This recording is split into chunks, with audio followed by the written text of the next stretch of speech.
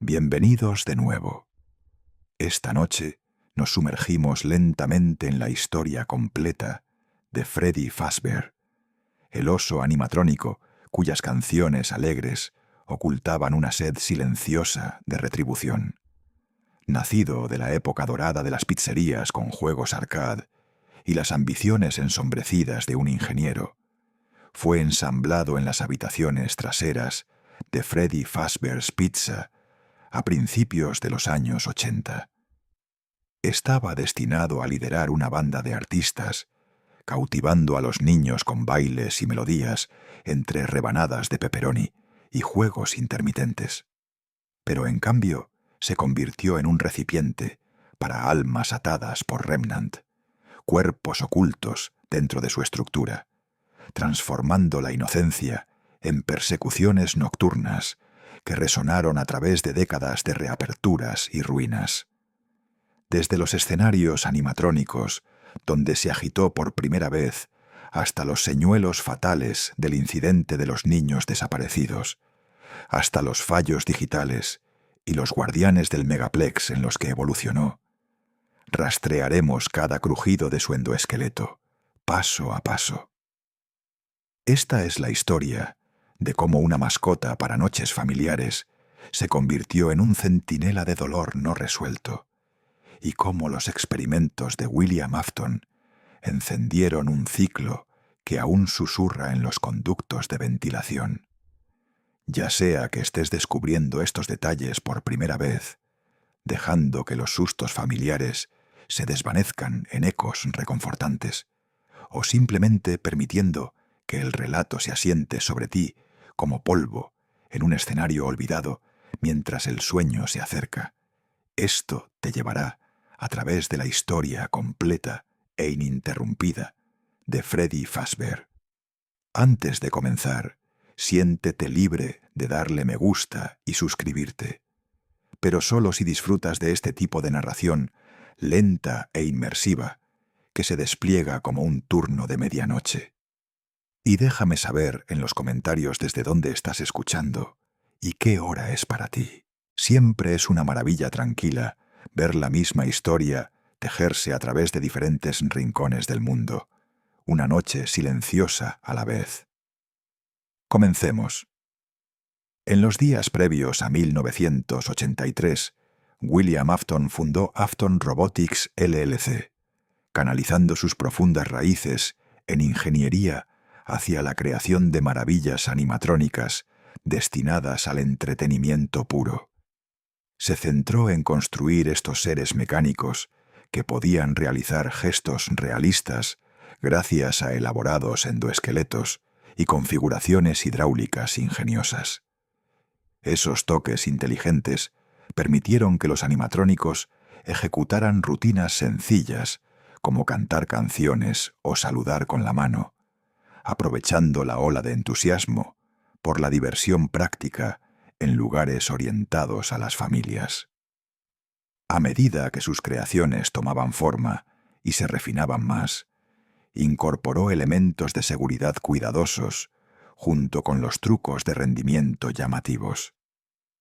Aunque esos primeros modelos de prueba revelaron cierta sensibilidad a cosas como el aire húmedo o el manejo brusco, todo ese trabajo de base no solo consolidó la posición de Afton como un nombre importante en la escena robótica, sino que también abrió puertas a colaboraciones que llevaron sus invenciones directamente a lugares de reunión cotidianos. El lanzamiento de Afton Robotics realmente sacudió el mundo de la diversión infantil, integrando la tecnología perfectamente en comidas y juegos. Al final, dio origen a toda una marca que atrajo a multitudes de jóvenes con ojos muy abiertos, mientras discretamente guardaba algunos giros inesperados en cómo funcionaba toda la operación. No mucho antes de que llegara 1983, Afton se encontró con Henry Emily, un soñador con ideas afines, enganchado a la robótica y a crear espacios alegres para las familias, y los dos unieron fuerzas para dar vida a Fredbear's Family Diner. El talento de Emily para la codificación y las verificaciones de seguridad sólidas se complementó perfectamente con el genio enfocado en equipos de Afton, permitiéndoles diseñar un refugio acogedor donde los animatrónicos podían esparcir un poco de magia sobre pizzas y tiempo de juego para los más pequeños. El restaurante abrió como un lugar simple y acogedor, haciendo eco del bullicio de esas pizzerías arcade clásicas donde la gente acudía en masa para pasar buenos momentos fáciles y económicos.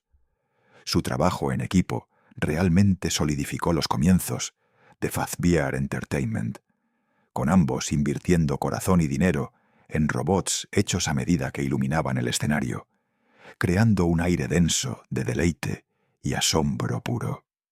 Sin embargo, compartir las responsabilidades también significaba compartir la carga de las reparaciones y la vigilancia, algo que más tarde abriría grietas cuando comenzaran a surgir problemas.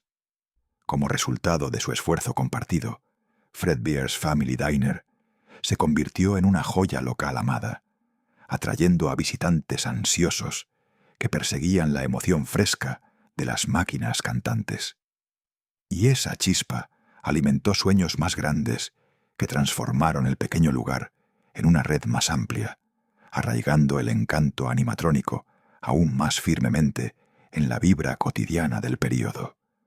Justo en el centro de todo, en Fredbear's Family Diner, estaban sus estrellas destacadas, Fredbear y Spring Bonnie, ensamblados con esos ingeniosos dispositivos Springlock que les permitían cambiar entre funcionar por sí mismos como robots o deslizarse como trajes para que la gente los usara. El personal podía saltar dentro para shows prácticos, girando una manivela manual para ocultar las partes internas y hacer espacio. Pero todo dependía de asegurar esos clips correctamente para evitar que los resortes comprimidos se soltaran incorrectamente. Todo el arreglo inteligente se apoyaba mucho en ser práctico y rápido de cambiar, aunque requería toques constantes y cuidadosos para esquivar deslizamientos por manchas húmedas o movimientos torpes. Esa configuración inteligente se convirtió en un punto clave real a medida que la historia se desenvolvía, subrayando cómo Fazbear Entertainment lo invirtió todo en atraer a los niños con shows que se sentían vivos y atractivos, atrayéndolos cerca donde las figuras cantaban melodías y se balanceaban en perfecto tiempo. El debut de esos Springlocks envió ecos silenciosos que se extendieron hacia adelante, moldeando el plano para futuros robots y dejando al descubierto ese borde delgado entre la emoción palpitante y los riesgos escondidos de mantener tal espectáculo funcionando, susurros que persistieron mientras los lugares crecían y cambiaban a través de los años. Fredbear emergió como el animatrónico central en Fredbear's Family Diner, un oso dorado diseñado para cautivar a audiencias jóvenes con sus actuaciones.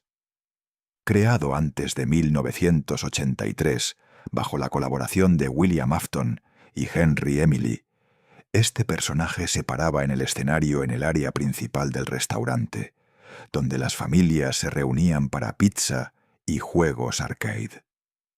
El animatrónico operaba a través de un endoesqueleto impulsado por hidráulica, permitiéndole mover sus extremidades y mandíbulas en sincronía con canciones y diálogos pregrabados. Esta configuración permitió que Fredbear saludara, asintiera y abriera su boca como si estuviera cantando, creando una ilusión de vida que atraía a los niños más cerca durante los shows. El pelaje dorado y la expresión amigable fueron elegidos para evocar calidez y familiaridad, haciendo de Fredbear un símbolo del ambiente saludable del restaurante. Debido a su diseño atractivo, Fredbear fomentó visitas repetidas de las familias impulsando el éxito temprano del negocio y estableciendo una plantilla para futuras mascotas. Sin embargo, este atractivo también llevó a interacciones más cercanas, estableciendo las bases para accidentes cuando los niños se acercaban demasiado, ya que los mecanismos requerían calibración precisa para funcionar de manera segura sin riesgo. Emparejado con Spring Bonnie, un animatrónico de conejo amarillo, Fredbear formó el dúo central del restaurante, realizando rutinas que combinaban música y narración simple. Ubicados en un local modesto que recuerda a las pizzerías de la época, estos personajes se activaban durante shows programados, sus movimientos desencadenados por temporizadores internos y sensores. El sistema Springlock dentro de Fredbear le permitía cambiar entre modo robótico, donde se movía independientemente, y modo traje, donde un empleado podía usarlo girando hacia atrás los componentes para crear espacio interno.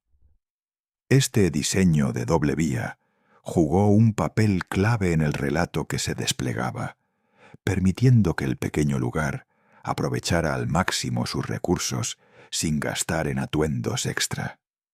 Como resultado, el personal podía intervenir para control manual durante los momentos pico, mejorando la flexibilidad del restaurante.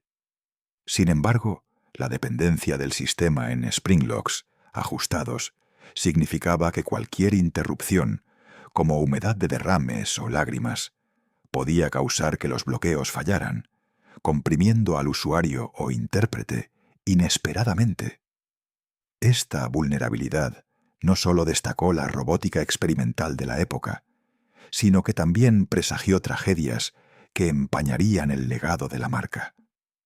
El papel de Fredbear se extendía más allá del mero entretenimiento, sirviendo como ancla emocional para los jóvenes clientes del restaurante, quienes a menudo formaban vínculos con su persona gentil. En los pasillos tenuemente iluminados, donde parpadeaban luces arcade y resonaban risas infantiles, Fredbear se erguía como promesa de alegría despreocupada, sin saber que pronto se convertiría en testigo silencioso de horrores que transformarían su escenario de maravilla en monumento de dolor persistente. La época dorada no duraría para siempre. Bajo la superficie brillante de globos de colores y pasteles de cumpleaños, algo oscuro comenzaba a despertar. Las risas infantiles que alguna vez llenaron cada rincón de Fredbear's Family Diner pronto se mezclarían con gritos que ninguna cantidad de música alegre podría silenciar.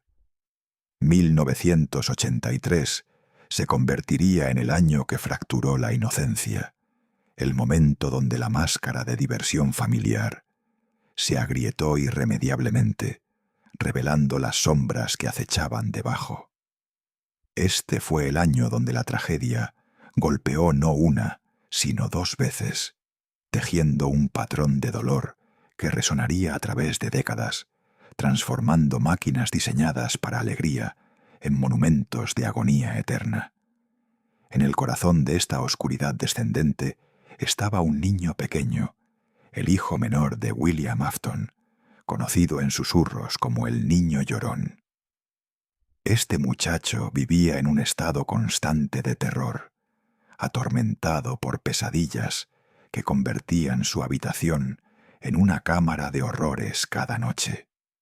Las figuras que entretenían a otros niños durante el día se transformaban en monstruosidades grotescas en sus sueños, versiones retorcidas de Fredbear y sus compañeros que acechaban en las esquinas oscuras de su mente.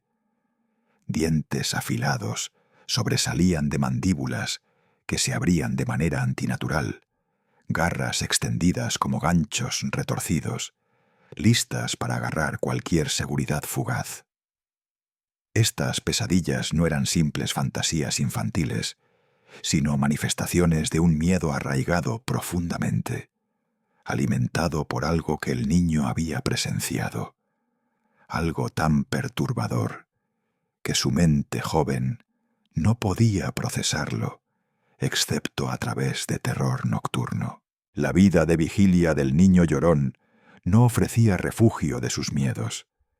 Su hermano mayor, Michael Afton, junto con sus amigos, habían convertido al muchacho en el blanco de su crueldad casual. Encerraban al niño en habitaciones oscuras, dejándolo golpeando la puerta mientras reían del otro lado. Saltaban desde detrás de la televisión, usando máscaras baratas de los animatrónicos, disfrutando de cómo su hermano menor gritaba y temblaba. Este tormento psicológico era incesante, convirtiendo cada día en una prueba de supervivencia. El niño desarrolló fobias profundas hacia cualquier cosa relacionada con Fredbear's, su cuerpo pequeño, temblando incontrolablemente cuando pasaban cerca del restaurante. Sus ojos se llenaban de lágrimas ante la mera mención de una visita, suplicando quedarse en casa donde se sentía vagamente más seguro. Pero sus súplicas caían en oídos sordos, particularmente de un padre consumido por ambiciones que no dejaban espacio para las vulnerabilidades de un niño asustado. La tormenta que se gestaba finalmente estalló en el día del cumpleaños del niño llorón. A pesar de sus protestas y lágrimas, fue llevado a Fredbear's Family Diner para una celebración que terminaría convirtiéndose en pesadilla. Los otros niños jugaban y reían, ajenos al pánico silencioso del niño del cumpleaños, mientras se encogía en las esquinas, observando los animatrónicos en el escenario con ojos amplios de terror. Michael y sus amigos, envalentonados por la atmósfera festiva y quizás sintiéndose invencibles en su juventud, decidieron llevar su intimidación a un nuevo nivel. Lo rodearon, agarrando al niño lloroso, incluso mientras luchaba débilmente contra sus agarres. Sus protestas se ahogaron por la música y el ruido de la multitud, mientras lo levantaban del suelo, sus pequeñas piernas pateando inútilmente en el aire.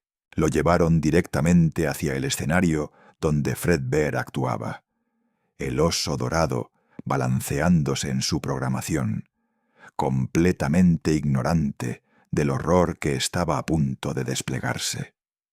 Los adolescentes rieron mientras levantaban al niño gritando más alto, acercándolo a la boca mecánica del animatrónico.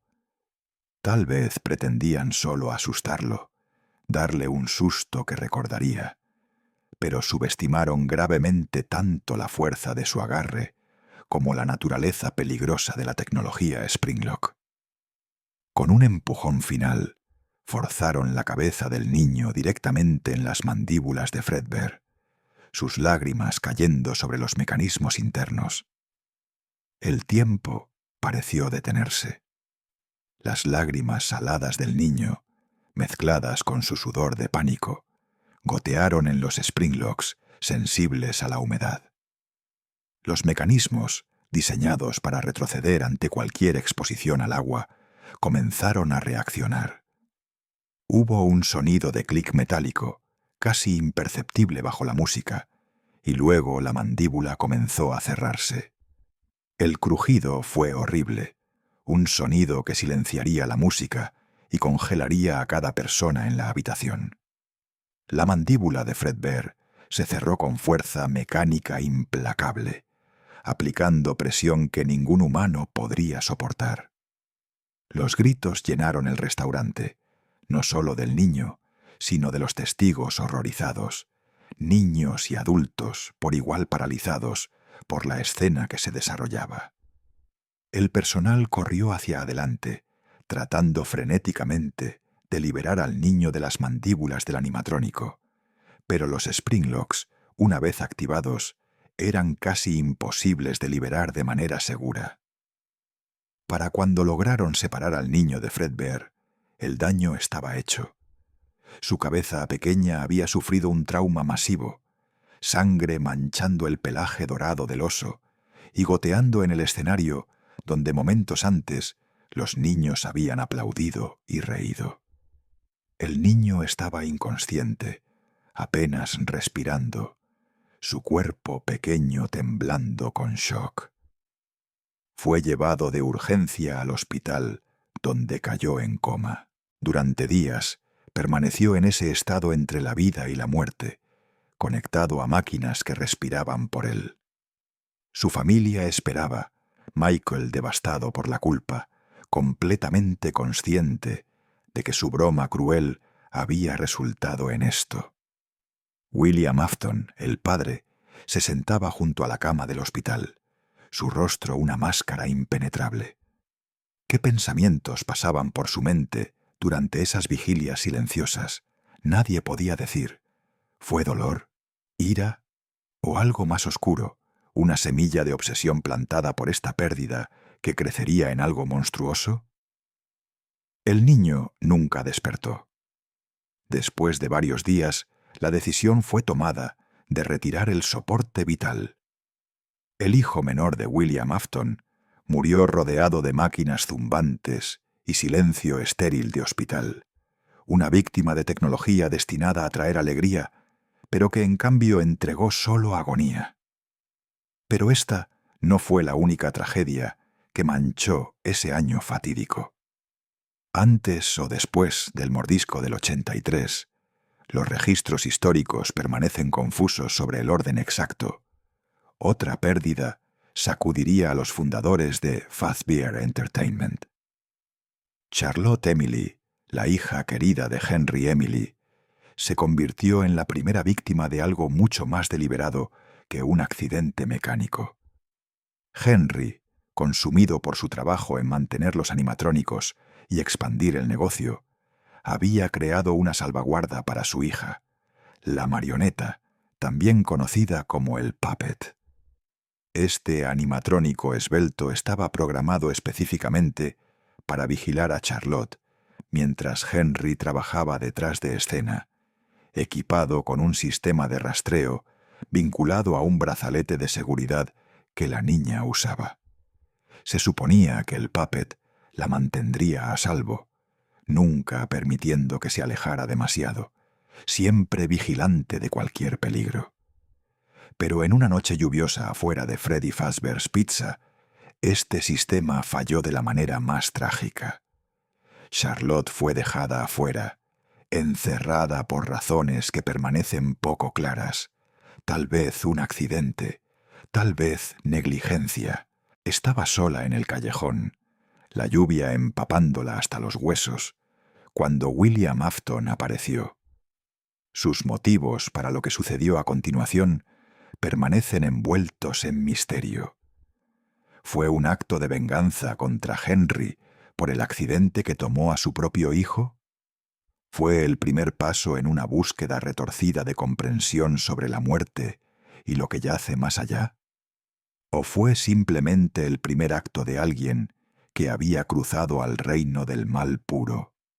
Cualquiera que fuera la razón, William Afton tomó la vida de Charlotte Emily esa noche, dejando su cuerpo pequeño en el callejón, empapado de lluvia.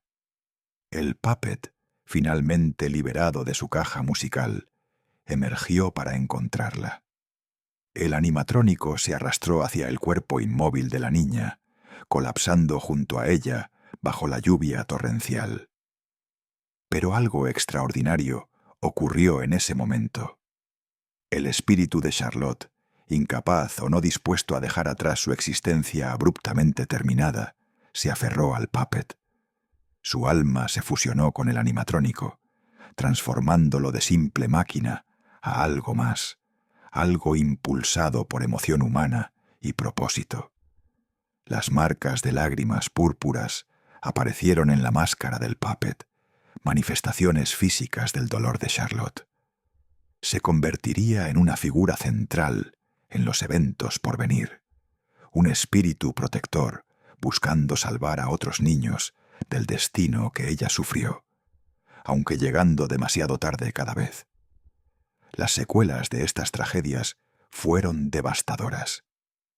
Fredbear's Family Diner cerró sus puertas permanentemente. El lugar de alegría familiar ahora manchado por sangre y pérdida. El programa de televisión Fredbear and Friends fue cancelado. Cualquier branding asociado con esos personajes específicos retirado, mientras Fazbear Entertainment intentaba distanciarse del desastre. Henry Emily cayó en depresión profunda, apenas funcional bajo el peso de perder a su única hija. Consideró el suicidio, su culpa por no protegerla comiéndolo vivo. Su sociedad con William se tensó hasta el punto de ruptura, aunque el negocio continuó de alguna forma, impulsado por inercia y contratos existentes. William Afton, por otro lado, mostró notable resiliencia. Escondió cualquier culpa que pudiera sentir, continuando su trabajo como si nada hubiera cambiado, aunque quienes lo conocían notaron algo diferente en sus ojos, algo más frío. Freddy Fazbear's Pizza permaneció abierta, ahora presentando 4 nuevos animatrónicos. Freddy Fazbear mismo, Bonnie el conejo, Chica la gallina y Foxy el pirata. Estos personajes se convirtieron en el nuevo rostro de la franquicia, distanciándose de las asociaciones trágicas de Fredbear. Pero las sombras de 1983 se extenderían largas. Michael Afton llevaría la culpa de matar a su hermano por el resto de su vida, esa culpa manifestándose en pesadillas propias. Los Nightmare Animatronics de Five Nights at Freddy's 4, siendo interpretados como representaciones de su trauma psicológico. Y en cuanto a William, las teorías abundan sobre lo que estas tragedias despertaron en él. ¿Buscaba venganza contra Henry? ¿Buscaba inmortalidad a través de comprender cómo los espíritus se aferraban a los animatrónicos? ¿O simplemente había descubierto que disfrutaba causando dolor? La verdad permanece esquiva, enterrada en las motivaciones de un hombre que se convertiría en el monstruo al centro de cada horror subsecuente.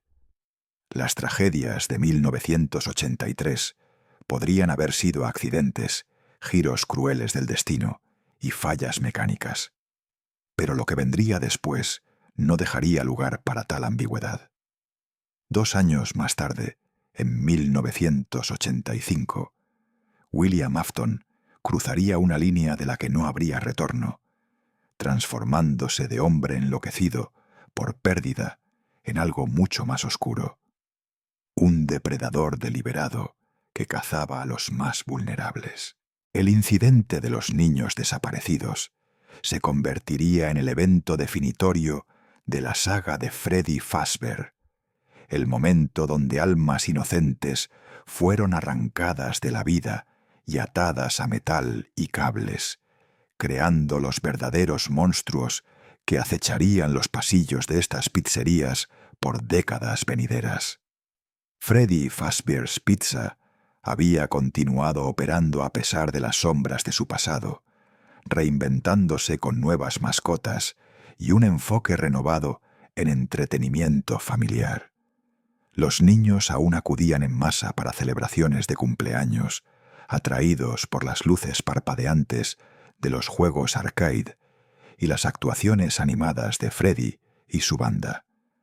Pero acechando entre estas multitudes estaba William Afton, ahora impulsado por motivaciones que nadie podría comprender completamente.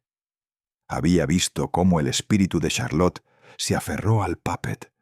Había sido testigo de algo que desafiaba su comprensión de la vida y la muerte. Ya sea buscando replicar ese fenómeno, buscando venganza contra un mundo que le había quitado a su hijo, o simplemente rindiéndose a impulsos que siempre habían acechado bajo su superficie civilizada, Afton comenzó a planear algo imperdonable. El disfraz que elegiría era perfectamente calculado. El viejo traje de Spring Bonnie, guardado desde el cierre de Fredbear's Family Diner. Este conejo amarillo alguna vez símbolo de alegría junto a Fredbear, se convertiría en el instrumento del terror de Afton.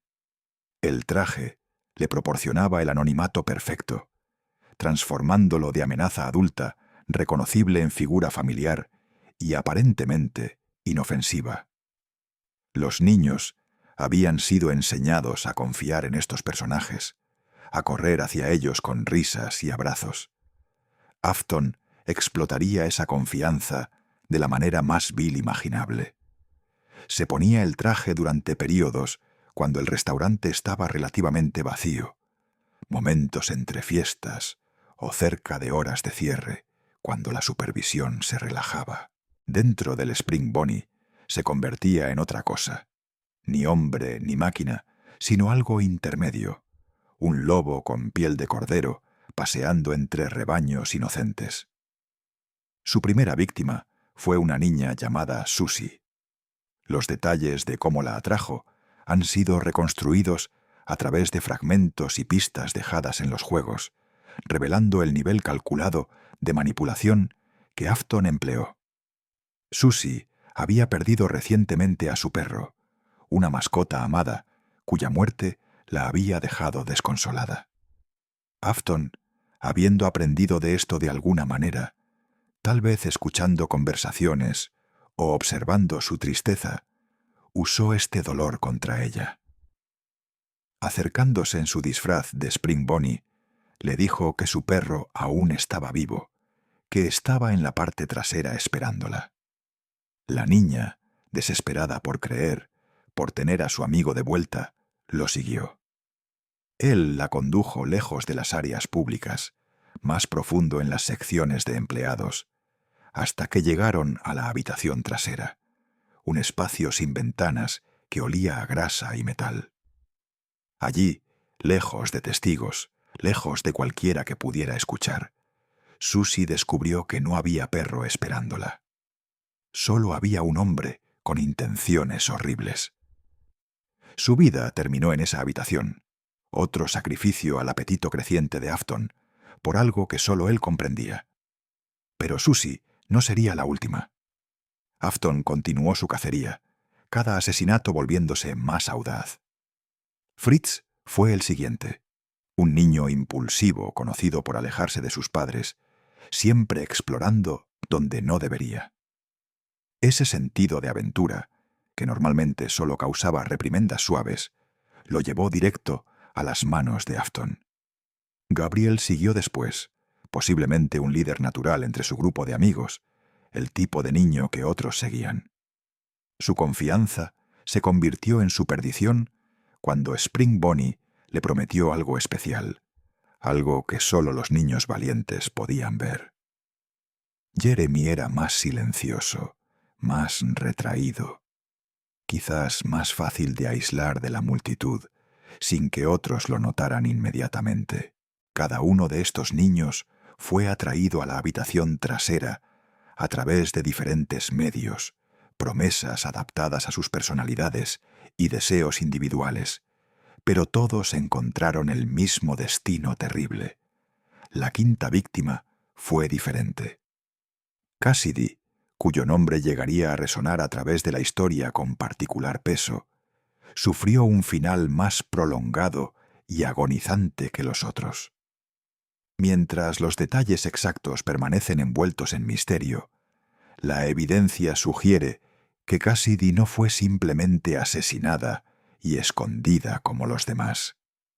En cambio, fue colocada dentro de un viejo traje de animatrónico en la parte trasera de la habitación de almacenamiento, posiblemente el traje dorado de Fredbear, que había sido retirado del servicio activo.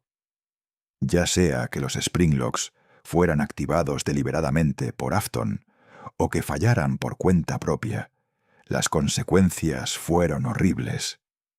Los mecanismos se cerraron alrededor del cuerpo pequeño de Cassidy, perforando carne y hueso, atrapándola en agonía mientras su vida se drenaba lentamente. Tomó tiempo, minutos u horas de dolor insoportable antes de que finalmente llegara la oscuridad. Este sufrimiento prolongado dejaría su marca de manera única, haciendo de Cassidy algo más que otra víctima. Se convertiría en la más vengativa de los espíritus, la que nunca dejaría ir, conocida en el lore como la que no deberías haber matado. Los cuerpos presentaban un problema para Afton. 5 niños asesinados dentro del restaurante no podían ser dejados donde yacían. El descubrimiento llevaría a su arresto inmediato y al fin de todo lo que había estado trabajando. Entonces ideó un plan macabro, pero efectivo: esconder cada cuerpo dentro de los animatrónicos mismos.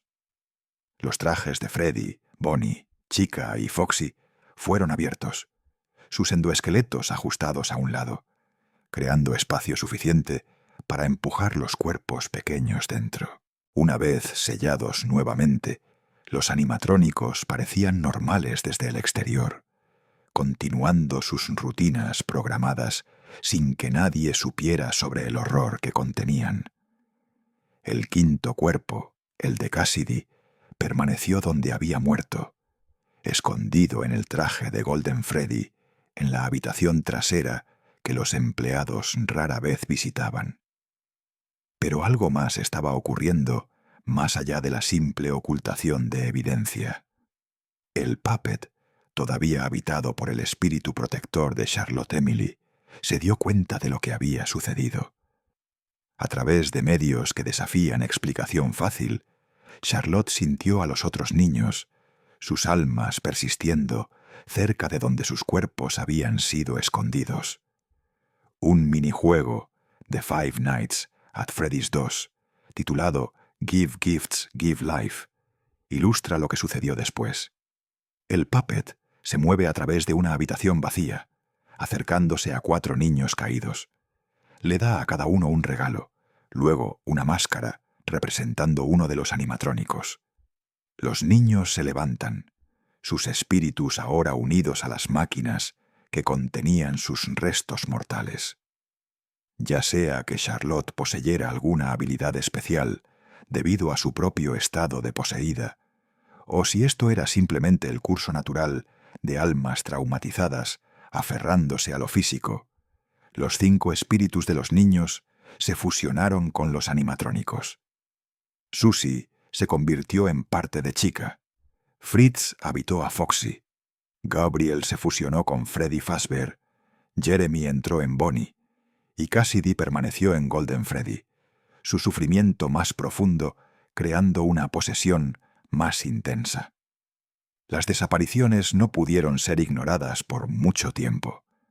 Los padres reportaron a sus hijos desaparecidos, todas las últimas vistas en Freddy Fazbear's Pizza. La policía inició investigaciones, interrogando al personal y buscando el establecimiento. Pero no encontraron cuerpos, no encontraron evidencia concreta de crimen. Afton, cuidadoso y meticuloso, había limpiado cualquier rastro de sangre, había mantenido una fachada de normalidad. Sin cuerpos, sin evidencia forense, el caso se enfriaba rápidamente. Sin embargo, Fazbear Entertainment no pudo escapar completamente de las consecuencias. Los rumores se extendieron, los padres dejaron de traer a sus hijos, los ingresos se desplomaron. Pero fue otro problema el que finalmente forzó el cierre temporal de la ubicación. Los animatrónicos comenzaron a oler. Al principio era sutil, un olor ligeramente desagradable que el personal atribuyó a mal funcionamiento del sistema de saneamiento. Pero se intensificó rápidamente, volviéndose nauseabundo, inconfundible. Era el olor de la muerte, de carne descomponiéndose dentro de trajes de peluche que nunca habían sido diseñados para contener materia orgánica. Los fluidos comenzaron a filtrarse de los trajes, manchando el piso del escenario, goteando durante las actuaciones. Los niños se quejaban de los olores malos, los padres notaban las manchas. Los artículos de periódicos del juego mencionan el cierre del restaurante debido a preocupaciones sanitarias, con inspectores de salud citando condiciones insalubres. Los animatrónicos fueron retirados del servicio activo, aunque Fazbear Entertainment, siempre barata, no los desmanteló, sino que los almacenó, planeando reutilizarlos una vez que el escándalo se calmara. Nunca encontraron los cuerpos durante el mantenimiento, o si lo hicieron, optaron por encubrir el descubrimiento para evitar responsabilidad legal. Afton, notablemente, escapó del sospecha. Su posición como cofundador proporcionaba cierta protección, y su presentación cuidadosa como ingeniero respetable lo protegía de demasiado escrutinio. La investigación policial eventualmente fue archivada, oficialmente sin resolver.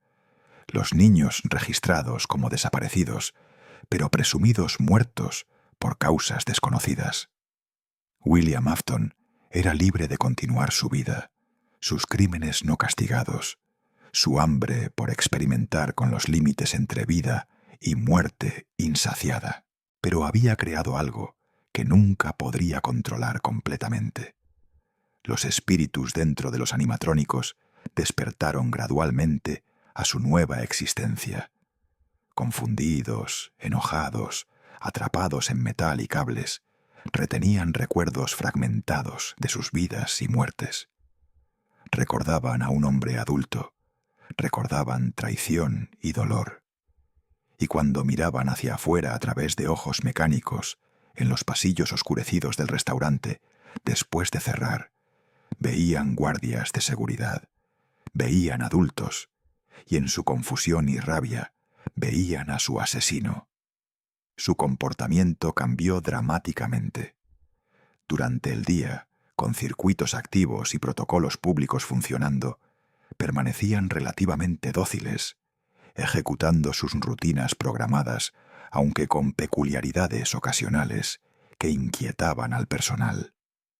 Pero por la noche, cuando la mayoría de los sistemas se apagaban y solo el personal de limpieza y guardias permanecían, algo más tomaba el control. Los animatrónicos comenzaban a vagar, moviéndose con propósito que ninguna programación podría explicar. Buscaban a los adultos en el edificio, particularmente a aquellos en uniformes de guardia de seguridad que de alguna manera se registraban en sus mentes fragmentadas como la figura que los había atraído a sus muertes.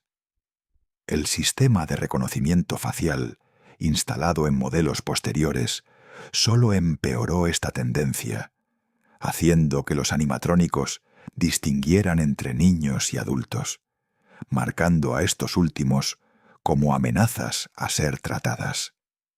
Los patrones de comportamiento se volvieron predecibles en su horror. Los animatrónicos cazarían a los guardias de seguridad a través del edificio, acorralándolos en oficinas o pasillos. Si capturaban a un guardia, intentarían forzarlo dentro de un traje de endoesqueleto vacío, un acto que inevitablemente resultaría en muerte debido a las estructuras de metal afiladas dentro. Este comportamiento macabro reflejaba su propio trauma, sus propios cuerpos forzados en espacios donde no pertenecían. No eran simplemente máquinas defectuosas, sino niños muertos buscando alguna forma de justicia o venganza, confundiendo a cada guardia adulto con el hombre que los había asesinado. El puppet, habitado por Charlotte, ocupaba una posición única entre estos espíritus poseídos. Ella había sido la primera, la que había dado vida a los demás. Ejercía cierta influencia sobre ellos, a veces guiándolos, otras conteniéndolos. Su papel era protector aún, tratando de impedir que más niños sufrieran, mientras simultáneamente buscaba asegurar que los espíritus atrapados no fueran olvidados. El control que tenía era imperfecto. Estos espíritus, impulsados tanto por sus propios traumas como por cualquier dirección que ella pudiera proporcionar. Entre todos los espíritus, Cassidy en Golden Freddy permanecía como el más enigmático y el más peligroso. Su muerte prolongada, su sufrimiento extendido, había imbuido su posesión con intensidad más allá de los demás. Golden Freddy aparecería y desaparecería, de maneras que desafiaban la explicación física, manifestándose como aparición espectral en lugar de animatrónico completamente físico. La rabia de Cassidy ardía más caliente, su enfoque en venganza más agudo. Décadas más tarde, cuando William Afton finalmente enfrentara consecuencias por sus acciones, sería Cassidy quien se negaría a dejarlo ir, quien lo torturaría en purgatorio personal interminable. La comunidad de fanáticos ha debatido largamente el orden preciso de los asesinatos, qué niño posee cuál animatrónico, y los matices de cómo sus espíritus interactúan. Pero lo que permanece indiscutible es esto. En 1985, William Afton plantó semillas que crecerían en pesadilla, extendiéndose por décadas, transformando mascotas infantiles en instrumentos de terror incesante, asegurando que su crimen, su mal, resonaría a través de cada reapertura, cada nuevo guardia, cada noche pasada en esos pasillos malditos. Fazbear Entertainment había demostrado una resiliencia notable, o quizás una negación obstinada de la realidad. A pesar de los escándalos, las muertes y los rumores que perseguían cada ubicación, la compañía se negaba a rendirse. En 1987 abrieron una nueva Freddy Fazbear's Pizza, más grande y más brillante que nunca, con tecnología de vanguardia que prometía borrar las manchas de su pasado oscuro. Pero, como siempre, el pasado no permanecería enterrado. Los fantasmas literales de crímenes anteriores acechaban esta nueva ubicación, y nuevos horrores se estaban gestando en las sombras, listos para repetir ciclos de tragedia que parecían interminables. Esta nueva pizzería era un estudio en contrastes. Por un lado, presentaba animatrónicos completamente nuevos, los llamados Toy Animatronics, diseñados para ser más amigables, más seguros, más atractivos para los niños modernos. Toy Freddy tenía un diseño más suave y redondeado, colores vibrantes que casi brillaban bajo las luces del escenario, mejillas sonrojadas de rojo brillante que le daban una apariencia perpetuamente alegre. Toy Bonnie abandonó el tradicional púrpura por un turquesa llamativo, con ojos verdes grandes que parecían seguir el movimiento, creando un efecto inquietante cuando la luz los capturaba en ciertos ángulos. Toy Chica adoptó características más femeninas, con párpados que se abrían y cerraban, pestañas pronunciadas y un babero que proclamaba alegremente «comamos». Estos nuevos diseños eran más caricaturescos, construidos con plástico brillante en lugar del pelaje desgastado de sus predecesores, haciendo que parecieran haber salido directamente de un programa de televisión infantil. Pero escondidos en la habitación trasera, relegados a fuentes de repuestos, estaban los originales. Los Withered Animatronics, como se conocerían, eran los mismos Freddy, Bonnie, Chica y Foxy, que habían sido poseídos por los espíritus de los niños asesinados. Años de almacenamiento los habían dejado en estado lamentable. Bonnie había sufrido peor, su cara completamente arrancada, revelando el endoesqueleto desnudo debajo, cables colgando donde alguna vez estuvo su brazo izquierdo. Chica tenía sus manos expuestas como garras metálicas, su mandíbula colgando de manera antinatural. Freddy mostraba un desgaste extenso, su traje de pelaje rasgado en múltiples lugares, pero permanecía más intacto que los demás. Foxy estaba completamente destrozado, apenas reconocible como el pirata que alguna vez entretuvo a multitudes. Pero a pesar de su condición deteriorada, o quizás debido a ella, estos animatrónicos permanecían extremadamente peligrosos. Los espíritus dentro no habían ido a ninguna parte, su rabia no disminuida por el tiempo o abandono. La nueva ubicación contaba con seguridad mejorada, o al menos eso afirmaba Fazbear Entertainment.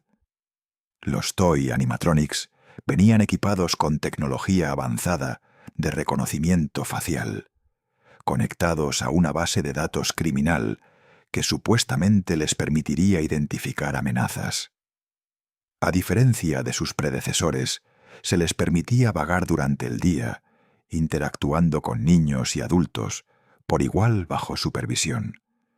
Tenían nuevos servomotores que proporcionaban movimiento más fluido, sistemas AI mejorados que hacían su comportamiento más natural, más impredecible. Pero estas mejoras venían con su propio conjunto de problemas. Los Toy Animatronics de alguna manera fallaban de maneras que los ingenieros no podían explicar completamente.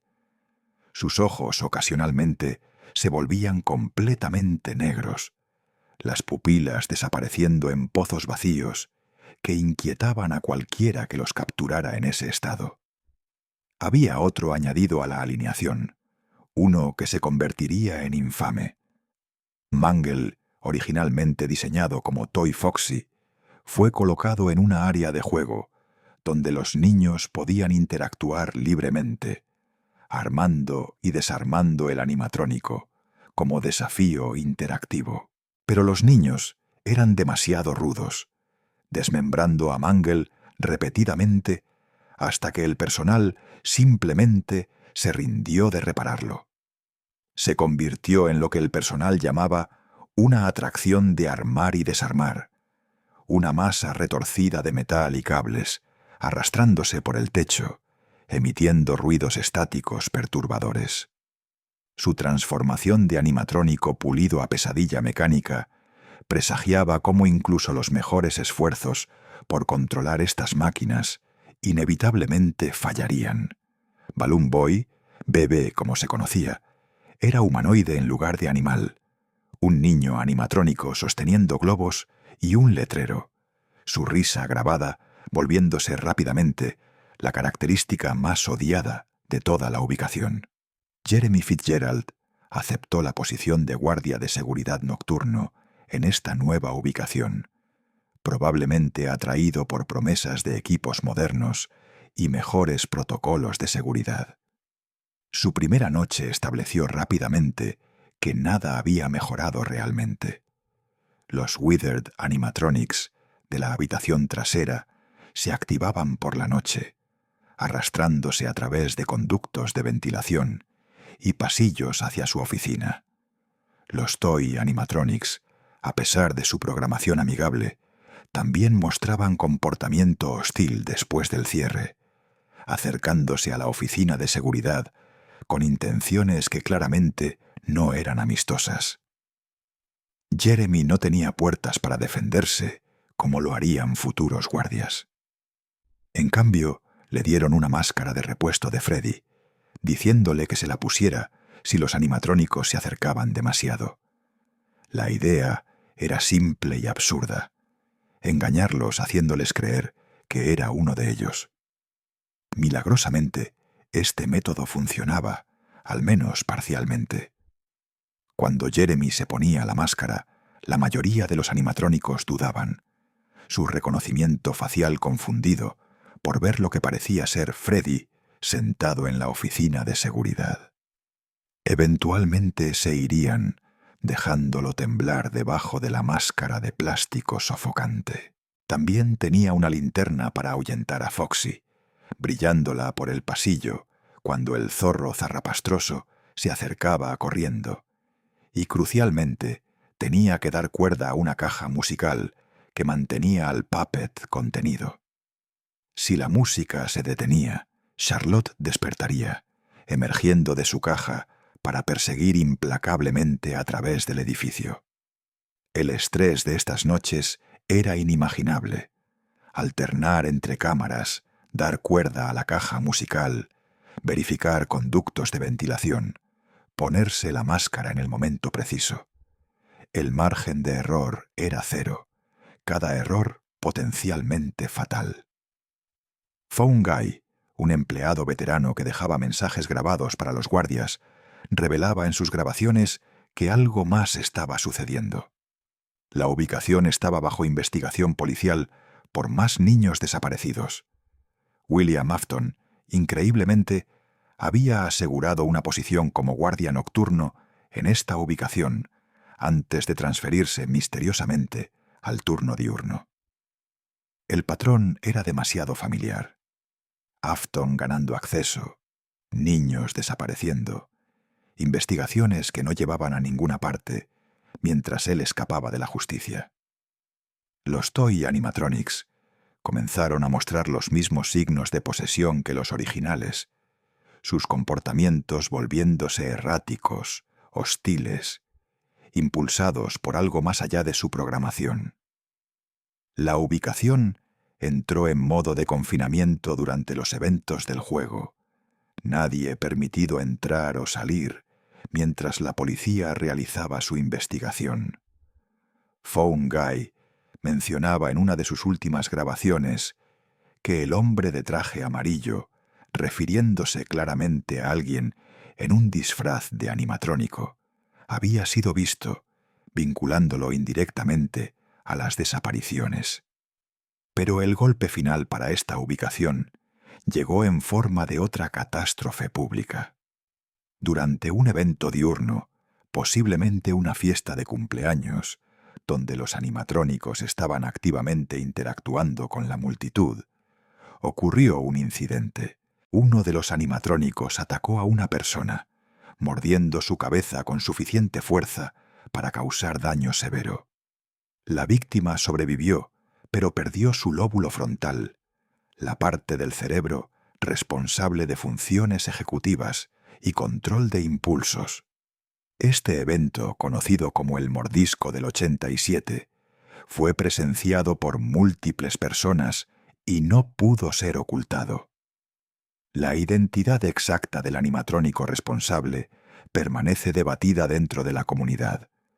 Algunos señalan a Mangle, cuya posición en el techo y naturaleza impredecible lo hacían sospechoso, mientras otros sugieren a Toy Chica o incluso uno de los Withered originales.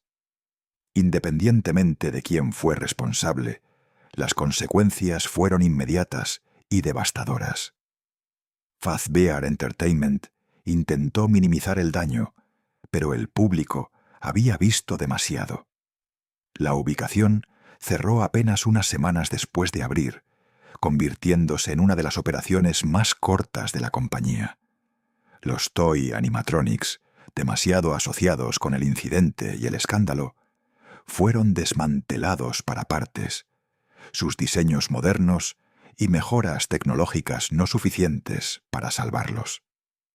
Los Withered Animatronics fueron guardados nuevamente, Fazbear Entertainment, aferrándose a ellos con la vaga justificación de que podrían ser útiles en futuras reaperturas. La compañía estaba ahora al borde del colapso financiero, su reputación en ruinas, seguros rechazando cobertura, familias evitando sus establecimientos. Una nueva política fue implementada. Los animatrónicos ya nunca podrían vagar durante el día, confinados a sus escenarios, excepto durante actuaciones controladas cuidadosamente. Jeremy Fitzgerald sobrevivió su semana de empleo, incluso trabajando una noche personalizada adicional, donde los animatrónicos fueron configurados a agresividad máxima. Fue recompensado siendo movido al turno diurno para ese fatídico evento donde ocurrió el mordisco. Algunos teorizan que él fue la víctima, perdiendo su lóbulo frontal, pero de alguna manera manteniéndose funcional, aunque evidencia concreta falta. Después del cierre, un último guardia fue contratado para una noche final. Fritz Smith trabajó lo que se llama Custom Night, enfrentando amenazas aumentadas de cada animatrónico simultáneamente. fue despedido después de solo una noche.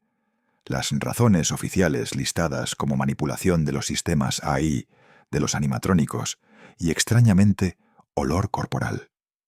Ese último detalle ha llevado a muchos fanáticos a teorizar que Fritz Smith era en realidad Michael Afton, bajo alias, el olor siendo su cuerpo en descomposición, aunque evidencia concreta falta. Fazbear Entertainment hizo un último intento desesperado de resucitar su franquicia moribunda en 1993. Abrieron otra ubicación de Freddy Fazbear's Pizza, pero esta vez no había pretensiones de modernización o innovación. El presupuesto era mínimo, reducido hasta los huesos después de años de escándalos y demandas. Los animatrónicos fueron los originales Withered, recuperados del cierre de 1987, remendados de manera tosca y puestos de nuevo en servicio. Freddy, Bonnie, Chica y Foxy ahora lucían menos como juguetes y más como reliquias gastadas, su pelaje desgastado, sus movimientos entrecortados. Pero los espíritus dentro permanecían tan atrapados como siempre. Esta ubicación se sentiría diferente desde el momento en que alguien entrara.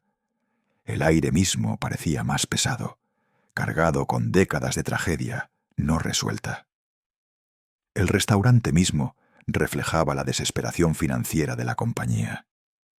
Equipamiento viejo, que debería haber sido reemplazado años atrás, aún funcionaba de alguna manera. El sistema eléctrico era notoriamente inadecuado, incapaz de alimentar todas las funciones de seguridad simultáneamente. Las cámaras de seguridad proporcionaban imágenes granuladas en blanco y negro, a menudo distorsionándose con estática en momentos cruciales. La oficina de seguridad, donde el guardia nocturno pasaría sus turnos, tenía 2 puertas con botones de control manual, cada una requiriendo energía para cerrarse. Luces junto a cada puerta permitían verificar si algo acechaba inmediatamente afuera, pero éstas también consumían la reserva de energía limitada. Todo era un juego de equilibrio. Usar demasiada energía, demasiado pronto, significaba quedar indefenso antes del amanecer, pero conservar demasiado significaba riesgo de ataque. La atmósfera dentro del edificio era de abandono apenas contenido, pintura descascarada, señales desteñidas, el tipo de lugar que debería haber cerrado permanentemente hace mucho tiempo. Mike Smith aceptó la posición de guardia nocturno, probablemente atraído por el salario de $120 por semana, que incluso en 1993 era patéticamente bajo. Pero Mike Smith no era quien afirmaba ser. Bajo este alias estaba Michael Afton, hijo de William Afton, hermano del niño llorón, cuya muerte había causado indirectamente. Michael había pasado años buscando a su padre, impulsado por culpa, por necesidad de entendimiento, tal vez por esperanza de redención. Trabajar como guardia en ubicaciones de Freddy le permitía buscar pistas mientras mantenía anonimato. Sus noches en esta ubicación serían transformadoras, enfrentando directamente las consecuencias de los crímenes de su padre, mientras luchaba por sobrevivir hasta las 6 de la mañana. Las noches seguían un patrón predecible, pero aterrador. Michael se sentaba en la oficina de seguridad, alternando entre 12 cámaras granuladas, rastreando movimientos de los animatrónicos. Cada uno tenía comportamiento distinto, patrones que aprendía a través de prueba y error dolorosos. Freddy Fazbear era el más engañoso, moviéndose solo cuando las cámaras no estaban enfocadas en él, acercándose sigilosamente a través de áreas oscuras. Su aproximación estaba precedida por una versión de juguete de la marcha toreador, esa melodía aparentemente alegre, volviéndose presagio de muerte cuando tocaba más fuerte, señalando que Freddy estaba cerca. Bonnie era agresivo, a menudo el primero en dejar el escenario, favoreciendo la puerta izquierda. Su aproximación no era sutil. Michael lo vería avanzando por las cámaras, acercándose inexorablemente, hasta que de repente estuviera justo afuera de la puerta, requiriendo cierre inmediato. Chica adoptaba el camino derecho, moviéndose más lentamente que Bonnie, pero con igual determinación. Pasaba tiempo en la cocina, donde las cámaras no funcionaban, solo audio captando ruidos de ollas golpeándose mientras vagaba. Cuando llegaba a la puerta derecha, Michael tenía segundos para cerrarla antes de que entrara. Foxy era diferente de los demás, escondido detrás de cortinas rasgadas en Pirate Cove. Si Michael no verificaba esa cámara regularmente, Foxy se activaría, corriendo por el pasillo oeste a velocidad alarmante. El sonido de pies metálicos golpeando contra linóleo daba apenas suficiente advertencia para cerrar la puerta izquierda antes de que Foxy la golpeara, agotando energía significativa con cada ataque fallido. Y luego estaba Golden Freddy, aparición rara y misteriosa que podía manifestarse directamente en la oficina sin advertencia, colapsado en el suelo, desafiando todas las reglas que gobernaban a los demás. Phone Guy, empleado veterano cuya voz salía de grabaciones pregrabadas cada noche, proporcionaba contexto y consejos. Su tono era casi cómicamente casual, dadas las circunstancias, discutiendo animatrónicos asesinos como si fueran inconveniencias menores del trabajo. Explicaba sobre las restricciones de energía, los comportamientos de los animatrónicos, las políticas de la compañía, pero en la quinta noche, su última grabación revelaba terror genuino. Michael escuchaba mientras Phone Guy era acorralado, la música de Freddy tocando en el fondo, seguida por sonidos de forcejeo y luego estática. Phone Guy había muerto durante su turno, víctima de las mismas máquinas sobre las que había dado advertencias indiferentes. Su identidad real permanece debatida, algunos fanáticos teorizando que era el mismo Henry Emily, aunque evidencia concreta falta. Michael sobrevivió su semana de empleo, pero fue despedido después. Las razones oficiales citaban manipulación del AI de los animatrónicos, configurándolos a máxima dificultad durante una noche personalizada, y extrañamente, olor corporal. Ese detalle del olor reaparecería repetidamente en conexión con Michael, insinuando algo profundamente incorrecto con su estado físico. Pero no se iría pacíficamente.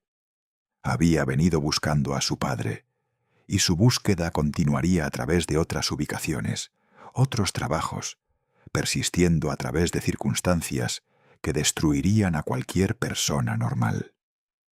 Después del cierre de la ubicación de 1993, la pizzería quedó abandonada.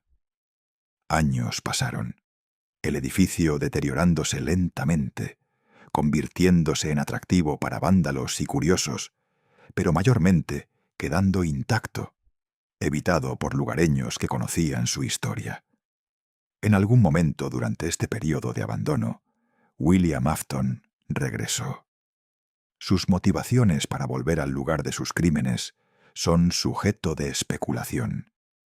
Quizás buscaba recuperar algo dejado atrás, o tal vez el remnant infundido en los animatrónicos lo llamaba, prometiendo secretos sobre inmortalidad que había estado persiguiendo.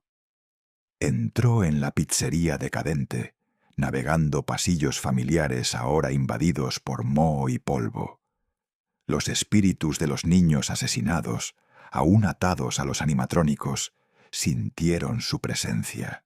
Después de años de confusión, de atacar guardias inocentes pensando que eran su asesino, finalmente enfrentaban al hombre real responsable de sus muertes. Afton viendo las figuras espectrales de los niños manifestarse, inicialmente intentó usar su miedo contra ellos, como había hecho en vida. Los atrajo más profundo en el edificio, a la habitación trasera, donde los había asesinado originalmente.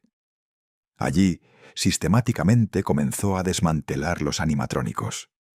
Sus razones para hacer esto permanecen poco claras. ¿Buscaba extraer el remnant de las máquinas para algún experimento?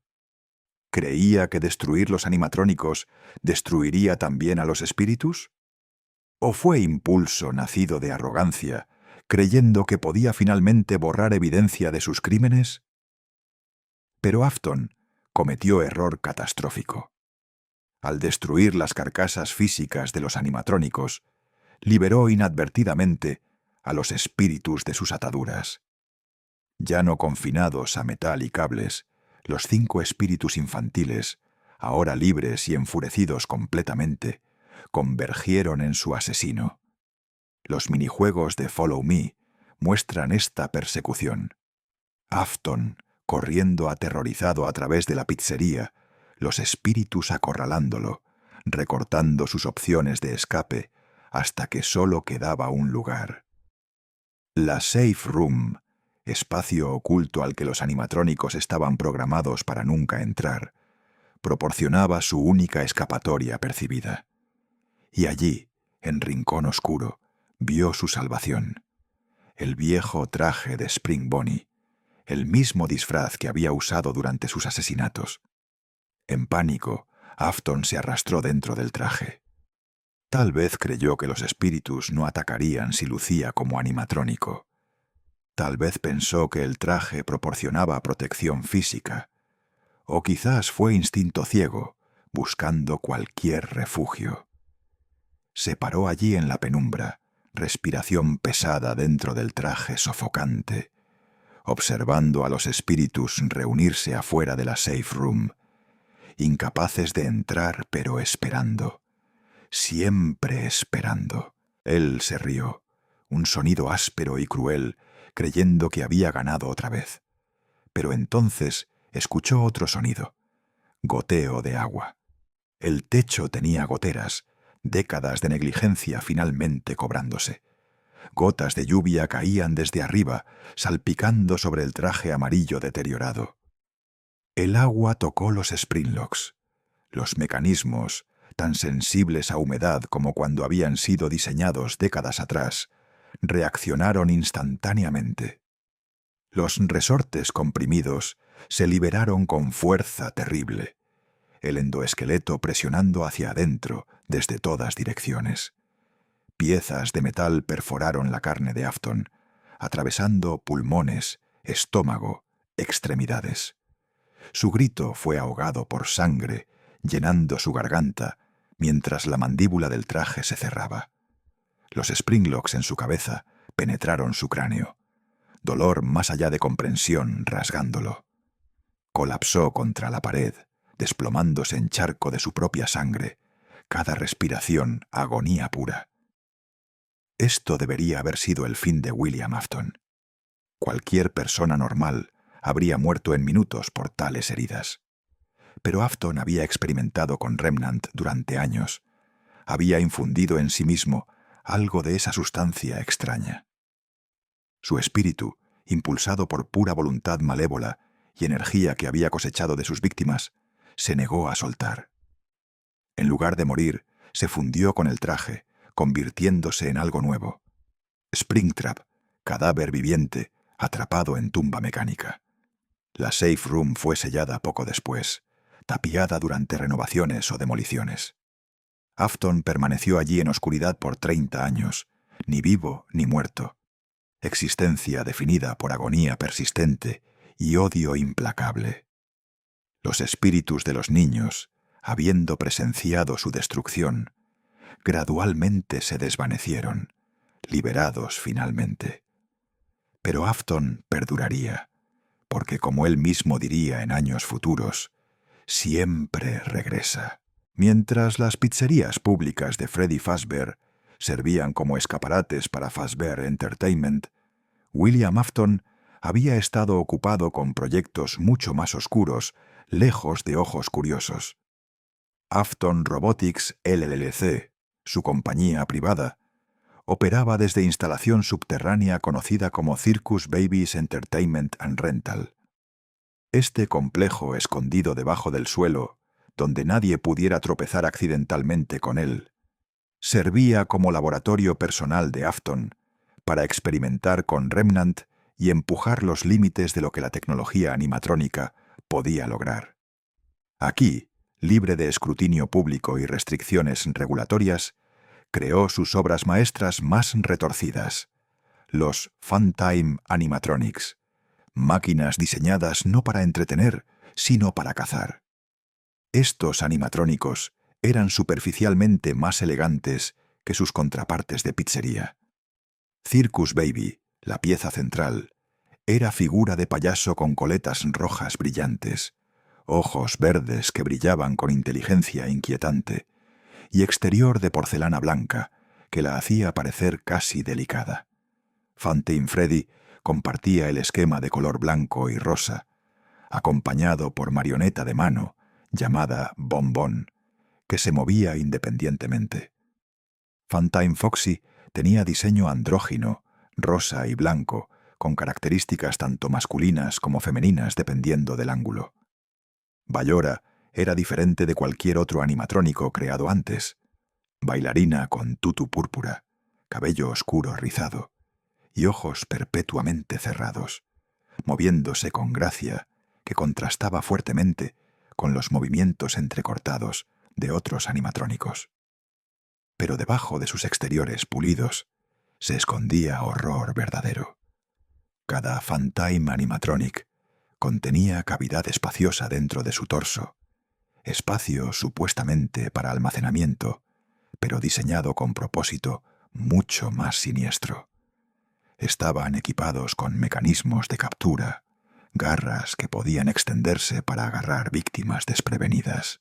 El diseño era diabólicamente simple: atraer niño cerca con promesa de helado o entretenimiento especial, desplegar la garra, arrastrar al niño dentro de la cavidad, retenerlo hasta después de horas, cuando el cuerpo pudiera ser dispuesto sin testigos.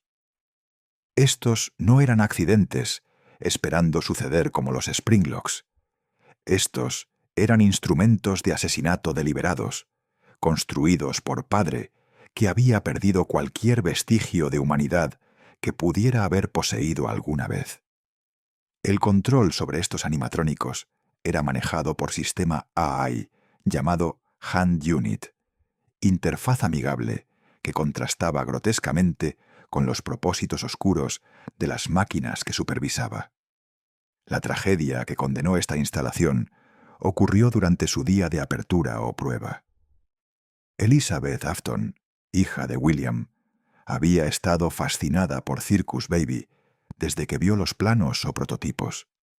La niña rogaba ver al animatrónico, acercarse a ella, a pesar de advertencias repetidas de su padre de mantenerse alejada. William, para su crédito, sabía exactamente qué tan peligrosas eran sus creaciones. Pero en día cuando solo un niño estaba presente, cuando supervisión se relajó, o Elizabeth vio su oportunidad, se acercó a Circus Baby. El animatrónico, ejecutando su programación exactamente como diseñado, desplegó su garra. Salió del compartimento en su estómago, agarró a Elizabeth y en segundo la jaló dentro del mecanismo. La muerte fue instantánea, el cuerpo pequeño aplastado por engranajes y metal, pero el espíritu de Elizabeth, como tantos antes, se aferró a la máquina. Se fusionó con Circus Baby, su consciencia invadiendo el AI, transformando al animatrónico de herramienta sin mente a algo con voluntad e inteligencia genuinas. Afton cerró la instalación inmediatamente después.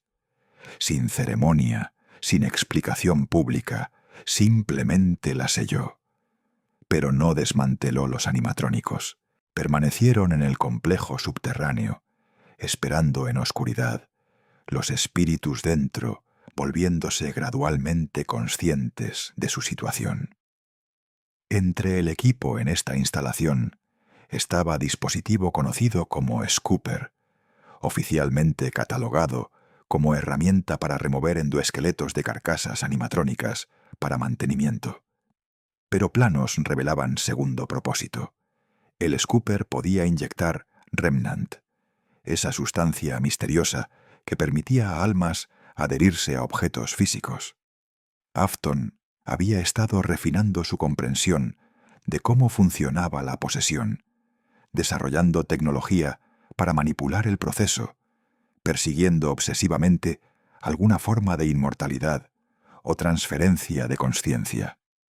Años más tarde, después de los eventos de las ubicaciones de pizzería, pero exactamente cuando permanece debatido acaloradamente entre fanáticos, Michael Afton fue contratado como técnico para trabajar en Circus Babies Entertainment and Rental. ¿Quién lo contrató no está claro? Algunos teorizan que su padre de alguna manera orquestó esto, enviando a Michael a liberar a su hermana Elizabeth del animatrónico. Otros sugieren que Michael estaba continuando su búsqueda de su padre y tropezó con esta instalación. Independientemente, fue guiado a través de tareas progresivamente peligrosas cada noche por Circus Baby, cuya voz por intercomunicador proporcionaba instrucciones que inicialmente parecían útiles. Gateaba a través de conductos, evitaba otros animatrónicos, completaba tareas de mantenimiento. Todo mientras Baby lo aseguraba que estaba ayudándolo a sobrevivir. Pero Baby, habitada por Elizabeth, había desarrollado plan junto con los otros Funtime Animatronics.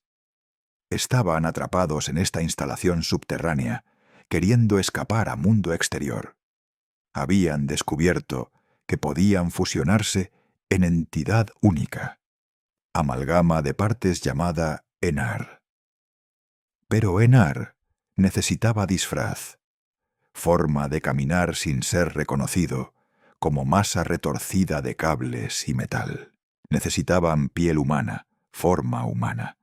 Necesitaban a Michael. En noche final lo atrajeron a Scooper Room bajo falsos pretextos. Cuando llegó, el Scooper activado, su brazo mecánico columpiándose hacia adelante. Golpeó a Michael en abdomen con fuerza terrible, el impacto destripándolo, vaciando su cavidad torácica de órganos. Colapsó, muriendo o ya muerto, mientras Enar emergía de sombras. La amalgama de animatrónicos se arrastró dentro del cuerpo vaciado de Michael, usando su piel como traje. De alguna manera, Michael permaneció consciente durante todo esto, experimentando horror de estar hueco, habitado por máquinas. El final falso del juego muestra a Michael regresando a casa, paseando por vecindario suburbano normal mientras narración juega. Pero su cuerpo comenzó deteriorándose casi inmediatamente. Sin órganos funcionales, sin nada excepto cables y metal dentro manteniendo forma, su carne comenzó pudriéndose. Su piel se volvió púrpura, el color asociado con William Afton en sprites de juego, creando confusión de larga duración sobre identidad de Purple Guy. Enar habitó el cuerpo de Michael durante período indeterminado, pero eventualmente descomposición se volvió demasiado severa. En escena que juega en alcantarilla, Enard sale del cuerpo, masa de cables retorciéndose, arrastrándose hacia oscuridad, mientras cuerpo de Michael se desploma. Esto debería haber sido el fin de Michael Afton. Pero inexplicablemente se levantó. El cadáver, ahuecado y podrido, de alguna manera recuperó movilidad. Ya sea Remnant infundido en su cuerpo durante su tiempo conteniendo a Enard, pura fuerza de voluntad impulsando músculos muertos, o alguna otra propiedad de universo de FNAF que permite a muertos persistir, Michael continuó. Su monólogo famoso, reproducido al final de Sister Location, revela su determinación. Debería estar muerto, pero no lo estoy. Te encontraré. Hablaba a su padre, prometiendo localizarlo sin importar cuánto tiempo tomara. Michael Afton se había convertido en cadáver andante, impulsado por misión, tanto monstruo como los animatrónicos que cazaba. Enard mismo no permaneció unificado. Los espíritus dentro de la amalgama eventualmente entraron en conflicto, particularmente sobre el liderazgo de Baby. Los otros espíritus la expulsaron, forzándola fuera de masa colectiva. Baby tomó partes de Enard, reconstruyéndose en nueva forma conocida como Scrap Baby, versión más deteriorada y amenazante de su yo original.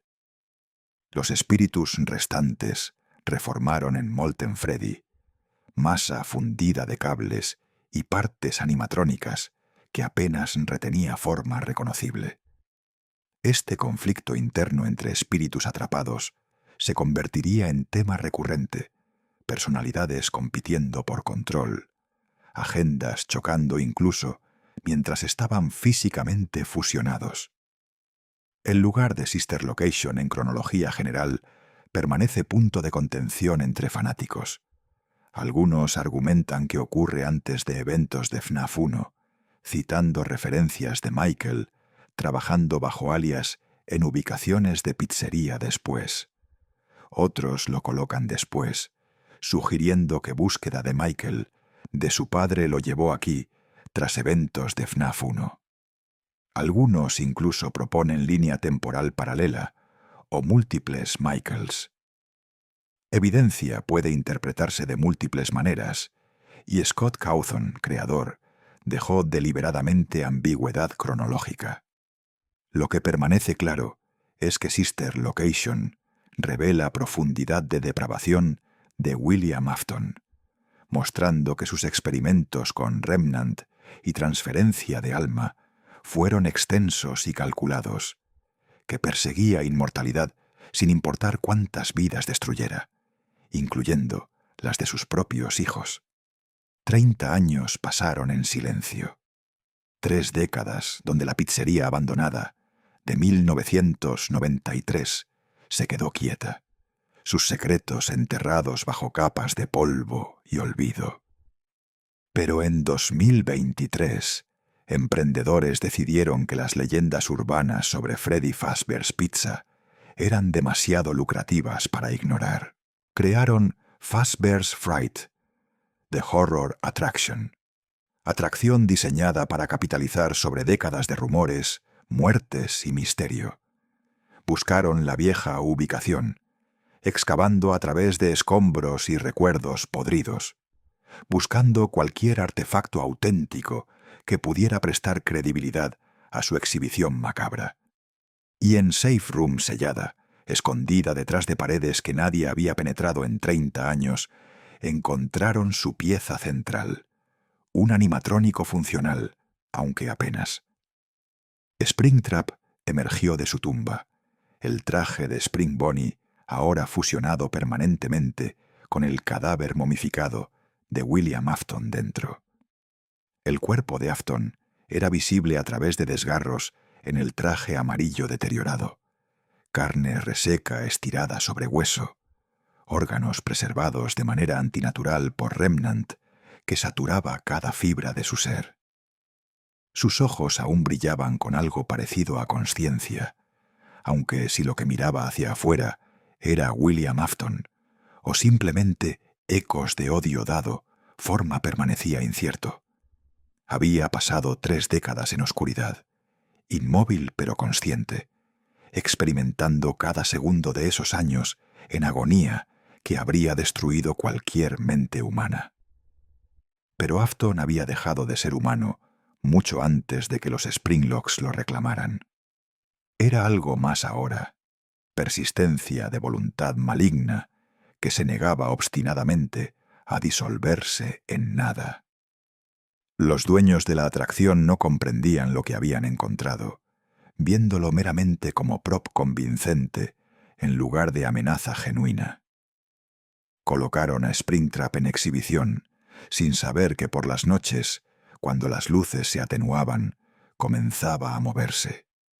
El guardia nocturno contratado para supervisar Fazbear's Fright, cuya identidad permanece desconocida, enfrentó una semana de terror que rivalizaba con ubicaciones de pizzería previas. La oficina estaba equipada con sistema de ventilación defectuoso que requería monitoreo constante, ya que el aire viciado causaba alucinaciones en forma de Phantom Animatronics. Versiones quemadas y espectrales de viejos personajes que no eran físicamente reales, pero causaban fallos de sistema cuando aparecían. El guardia usaba señuelos de audio para atraer a Springtrap lejos, reiniciaba sistemas cuando fallaban y rogaba sobrevivir hasta las 6 de la mañana cada noche. Springtrap acechaba los pasillos con inteligencia que ningún animatrónico había mostrado antes, aprendiendo de los trucos del guardia, adaptando sus patrones. No era simplemente máquina siguiendo programación, era depredador cazando presa. Entre las noches de supervivencia, minijuegos pixelados revelaban fragmentos de pasado, piezas del rompecabezas que finalmente completaban la imagen de lo que había ocurrido décadas atrás. Pero el minijuego más significativo era Happiest Day, secuencia que mostraba liberación final. Los espíritus de los niños asesinados, atrapados por tanto tiempo, finalmente recibían lo que se les había negado en vida: celebración, paz, cierre. Cada niño recibía pastel en fiesta que existía solo en reino espiritual. Golden Freddy, Cassidy, el espíritu que había sufrido más largo y más intensamente, recibía pastel final. Uno por uno, las máscaras de animatrónico que habían usado por décadas se caían, revelando rostros de niños debajo. Se desvanecían en luz, liberados finalmente de sus ataduras, permitidos moverse hacia cualquier cosa que esperaba más allá. Todos excepto uno. Cassidy, incluso después de Happiest Day, retenía agarre en este mundo, negándose a dejar ir mientras William Afton aún persistiera de cualquier forma. La semana terminó como tantas ubicaciones. Fazbear habían terminado antes, en llamas, ya fuera accidente o sabotaje deliberado. Fazbear's Fright se quemó hasta los cimientos. El fuego consumió todo, la madera vieja ardiendo ferozmente, el plástico derritiéndose, el metal retorciéndose bajo calor intenso. Springtrap fue atrapado en el infierno, el traje encendiéndose, la carne dentro carbonizándose. Cualquier ser normal habría perecido permanentemente. Pero William Afton no era normal, nunca lo había sido. De alguna manera, a través de alguna perversión de leyes naturales permitidas por Remnant, infundido en su forma, sobrevivió. Emergió de las cenizas de Fazbear's Fright como Scraptrap, más dañado que nunca, mitad de su cara arrancada, revelando cráneo descarnado, pero aún moviéndose, aún consciente. Siempre regresaba. Había dicho esas palabras una vez, y continuaban siendo verdad, sin importar cuántas veces fuera destruido. Pero alguien había estado observando todo esto desarrollarse, alguien que había estado planeando durante años. Henry Emily, el socio original de Afton, que había perdido a su hija Charlotte en los primeros días de esta saga, finalmente salió de las sombras. Había pasado décadas en dolor, apenas funcional después de la muerte de Charlotte, pero ahora tenía propósito. Diseñó plan final, trampa que reuniría todos los espíritus restantes en un lugar para liberación definitiva. Creó fachada de nueva oportunidad de negocio. Freddy Fazbear's Pizzeria Simulator, simulador de gestión aparentemente inocente, donde jugador construía y operaba su propia pizzería. Pero debajo de esta superficie había algo más oscuro. Michael Afton, aún buscando redención por pecados de su padre y los suyos propios, tomó el papel de propietario de pizzería. Cada noche se le presentaban minijuegos de salvamento donde podía elegir traer animatrónicos descartados, encontrados en callejones. Aparecían uno por uno. Scrap Baby, la forma retorcida de su hermana Elizabeth, rechazada por Enar. Molten Freddy, amalgama fundida de Funtime Animatronics y los espíritus dentro. Scrap Trap, su padre carbonizado pero persistente. Y Lefty, animatrónico negro aparentemente ordinario, que era en realidad jaula de contención para el puppet. Charlotte Emily aún protegiendo incluso en cautiverio. Michael los trajo a todos adentro, reuniéndolos sin que supieran que estaban caminando hacia trampa. El final verdadero llegó después de que jugador completara todos los requisitos, representado por Certificate of Completion, aparentemente alegre, que enmascaraba horror por venir. La pantalla cambiaba a laberinto, sin salida visible, mientras voz de Henry Emily finalmente hablaba directamente. Su monólogo, titulado Connection Terminated, se ha convertido en uno de los momentos más icónicos de toda la franquicia. Habló a su hija, disculpándose por fallar en protegerla, prometiendo que finalmente descansaría. Habló a Michael, reconociendo su valentía y sacrificio, ofreciéndole paz que había buscado por tanto tiempo. Y habló a William Afton, su antiguo amigo convertido en monstruo, diciéndole que infierno personal esperaba. Las puertas de la pizzería se sellaron, trampas activándose.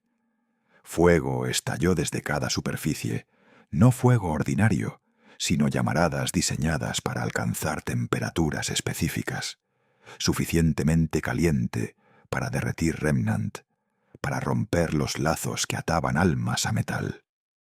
Los animatrónicos intentaron escapar, pero cada salida estaba bloqueada. El calor se intensificó hasta niveles insoportables, licuando el mismo material que les había permitido persistir más allá de la muerte. Los espíritus, finalmente liberados de sus prisiones físicas, se desvanecieron. Elizabeth, los niños de Funtime, Charlotte, todos encontraron liberación en las llamas.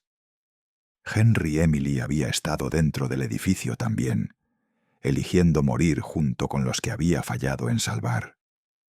Y Michael Afton, su cuerpo ya muerto animado, solo por determinación, finalmente permitió que el fuego lo reclamara, su búsqueda terminada, su penitencia completa. Solo William Afton no encontró paz. En lugar de liberación, su conciencia cayó en algo más. Ultimate Custom Night.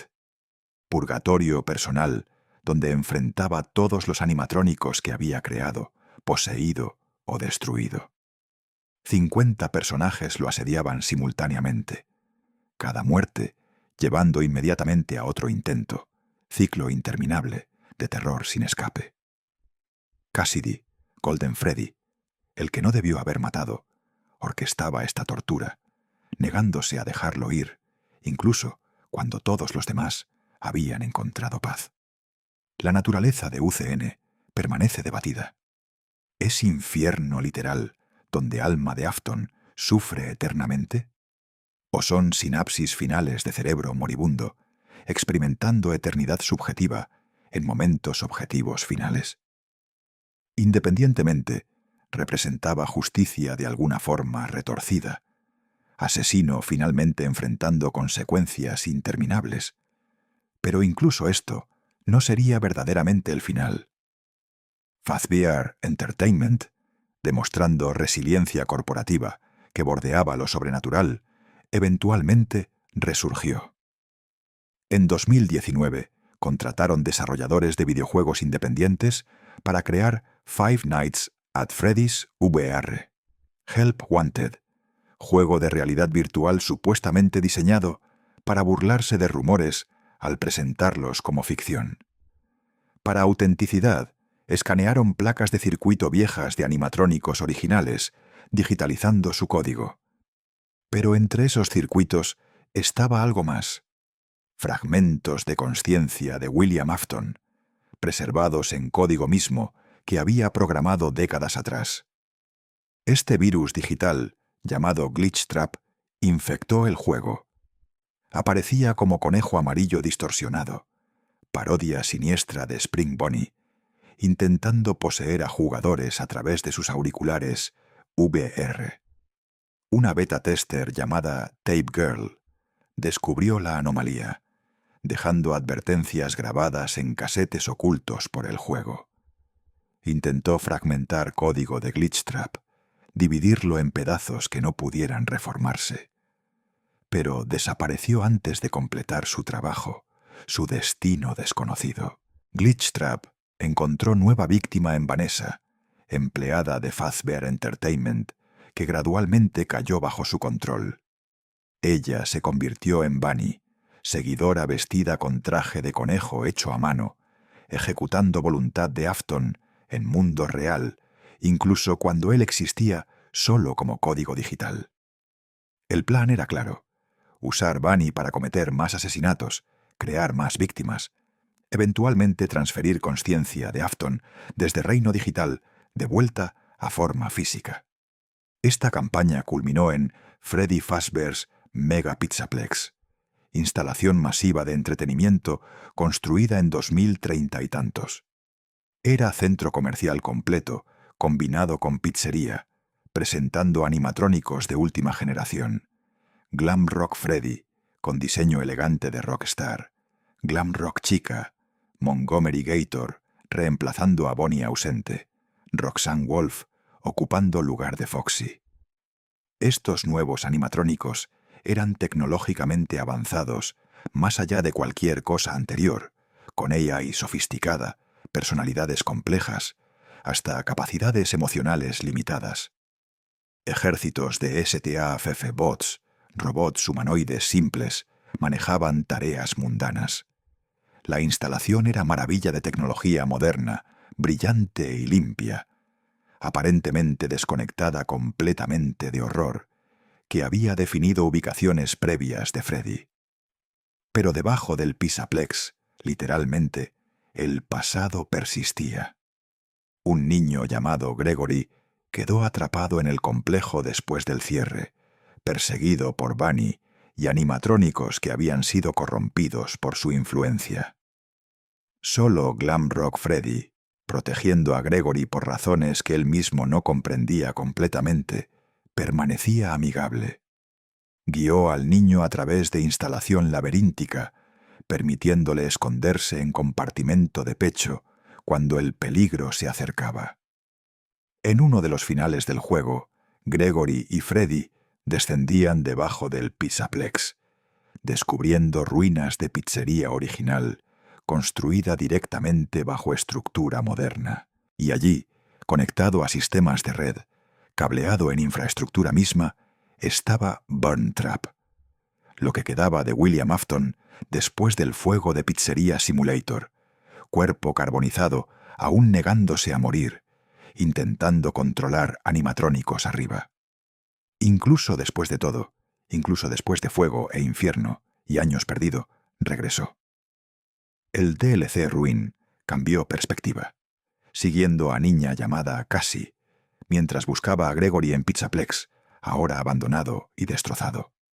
La instalación estaba en ruinas, animatrónicos rotos vagando sin propósito.